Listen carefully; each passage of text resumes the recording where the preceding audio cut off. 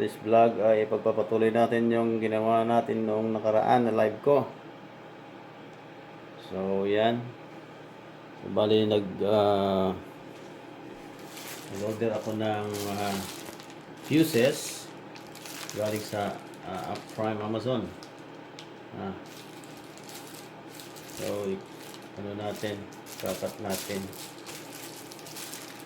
Ilalagay natin dito sa inverter.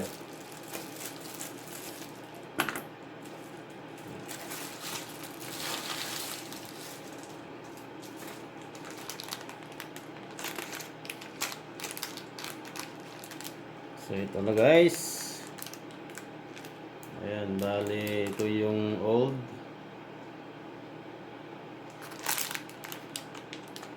Ito yung old guys. So ito yung in-order natin.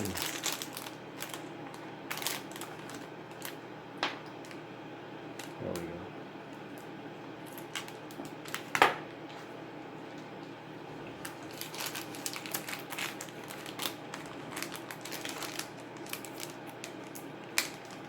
Bali ang fuse nito ay tatlo guys,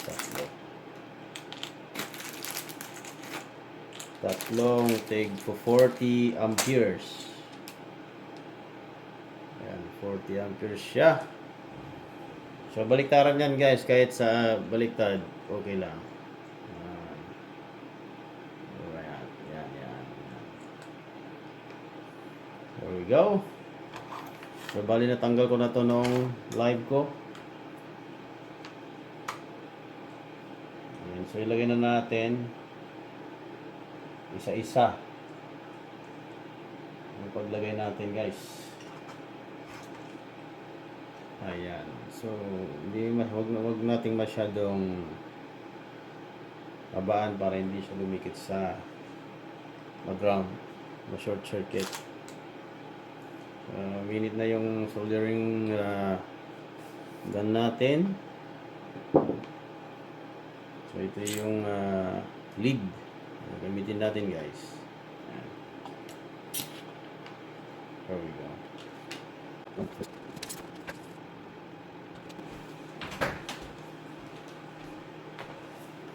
Ayan, bali maglalagay lang ako ng paper dito pag ano natin ng lead gun. So yan. There we go. Bali, iso-soldering na natin siya mga idol.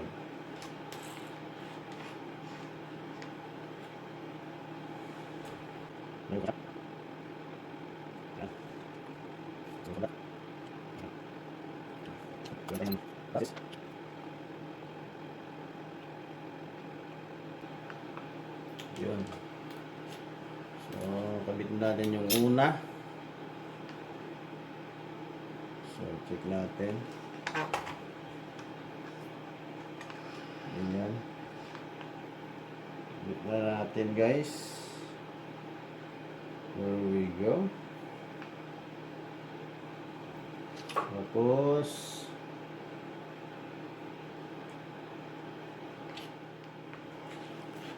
next lagyan natin dito para pag hindi nasira yung natin. So yan guys, next gagawin natin is yung isa ulit.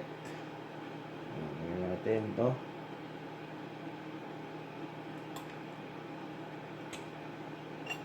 Yan.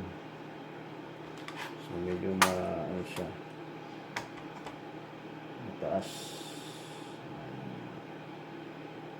masyadong mataas guys.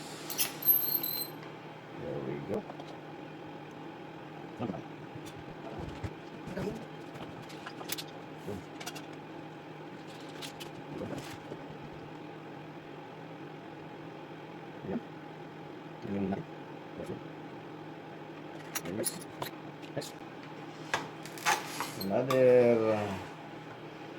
Another fuse again. Plus. Ayan, guys.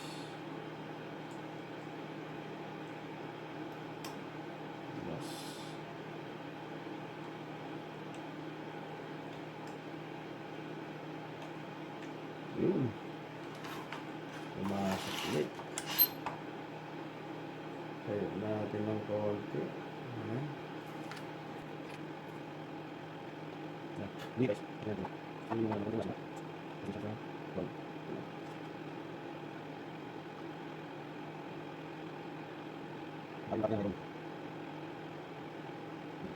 There we go.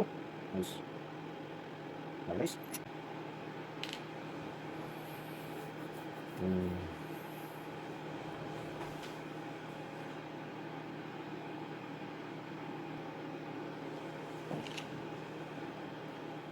And then, kailangan natin brasin.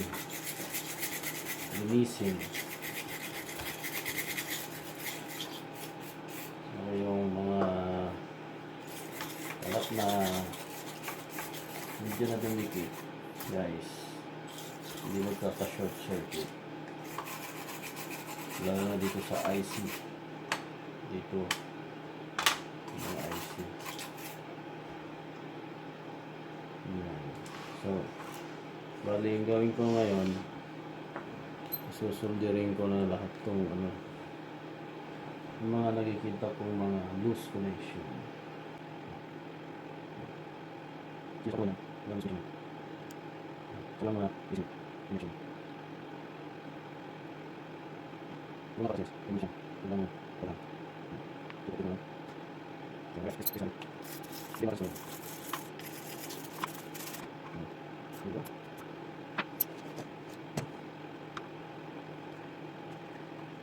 Nan, isa ko lang. Yung mga lakbo.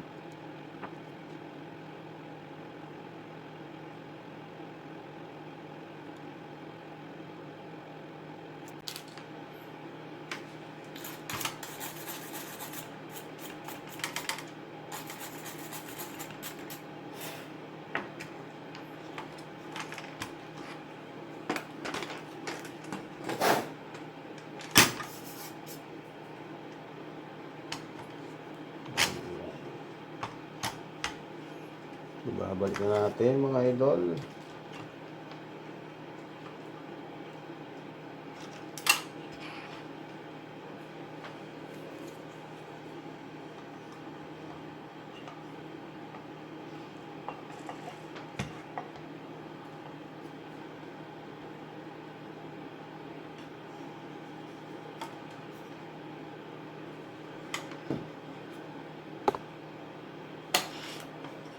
So guys, lagay ko muna to.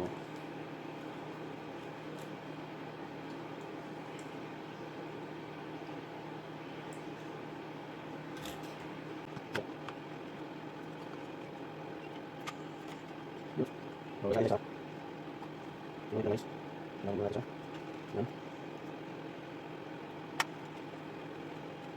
Sige guys, yun lang. Yun lang, naman. Lagay sa akin. Yan naman. Kita na natin.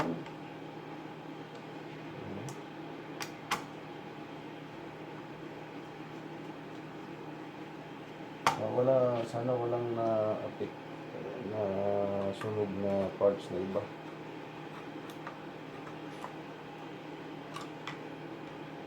Try muna natin itong fuse.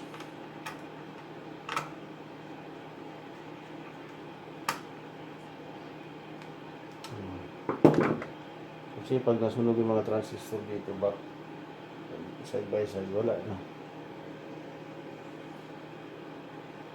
There we go. So, ititis natin dun sa battery. So, yan na guys. So, ikano natin, testingan natin. So, ito ay positive. So, lagyan natin sa positive. So, negative, black. Lagyan natin sa black. Lagyan natin sa negative. Bago lahat, isaksak muna natin to. Hindi natin mahawakan. Tingnan natin yan.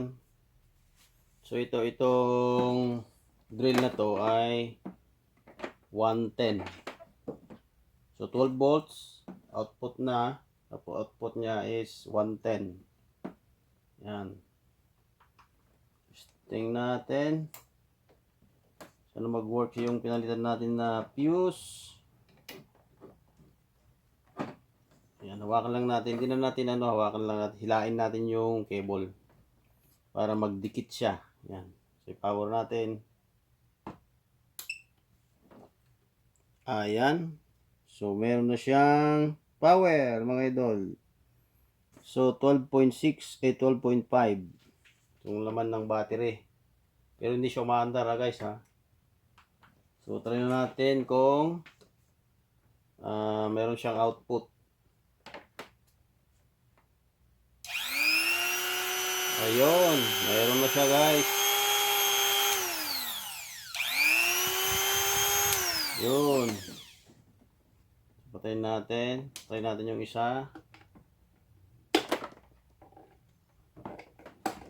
There we go.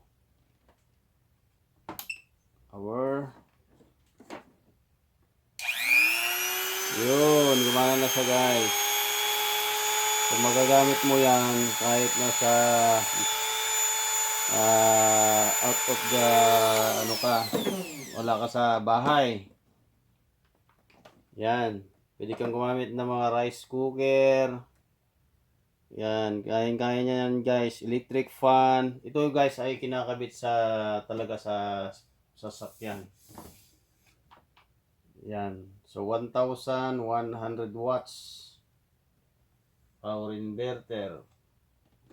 Yan guys. Maraming salamat sa inyong panonood. Thank you so much. Sana may natutunan kayo sa aking vlog for today. Bye-bye.